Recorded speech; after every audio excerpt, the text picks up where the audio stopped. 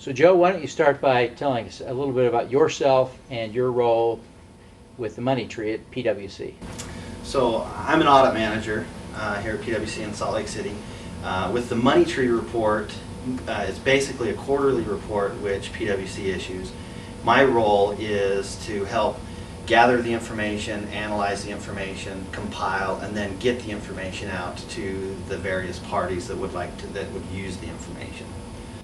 Give us an overview of the MoneyTree report itself, how the data is gathered and reported. So the MoneyTree is, the data is gathered by, it's basically gathered and compiled and submitted by the individuals that are doing the deals and the VC firms themselves. So it's not a database that, and it's not information that we're out trying to get the deals that aren't reported and trying to discover secret deals. I mean, these deals are the ones that VC firms are doing. They're letting the public know about. Maybe this is the way that they're letting the deal out. But these, it's the major VC firms throughout the U.S. that are self-submitting these deals into the MoneyTree database. And the benefit for them for submitting these deals is if you submit your deals into the MoneyTree database, then starting the next quarter you actually have access to the MoneyTree database and can look at the deals that were submitted and reported and look at some of the information that maybe isn't released, some of the deals that are submitted through for example, in the state of Utah, these 9 deals that were reported, we don't report what stage they are at and various other information, but that is all in the MoneyTree database that if you're a contributing member, that you can see these things.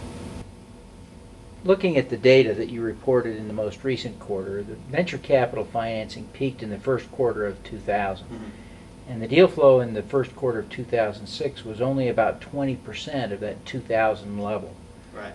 Do you anticipate that venture fundings nationally will return to the 2000 levels in the foreseeable future?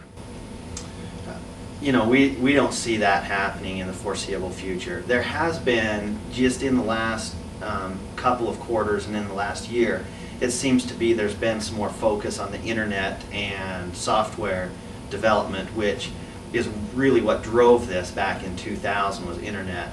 And so we're seeing that focus again, but not near at the levels of what was going on in 2000. 2000 was just amazing compared to what we had seen for the last 10 years. I think venture capital for the previous 10 years before what showed up in 2000 and 2001 was hanging pretty steady. And if you compare 97 to what we have now, 1997 to what we've experienced in 2005 and 2006, we are well above the levels at that time. Just 2000 was just an unbelievable, peak that we saw. So we don't see anything returning to that type of level anytime in the near future. Well, how does Utah's trend compare to the national trend in terms of number of deals and dollar amounts of deal flow? And starting in about 2002 and 2003, we saw a switch from, in Utah we've always had our fair share of deals, but the deal size was much smaller than that we saw throughout the nation. And we kind of saw the switch in 2002 and 2003. And for about 3 years, our average deal size was well above that of the nation. And I think, I don't know the exact numbers, but for 3 or so years we saw the deal size in Utah expanding compared to that of that throughout the rest of the U.S.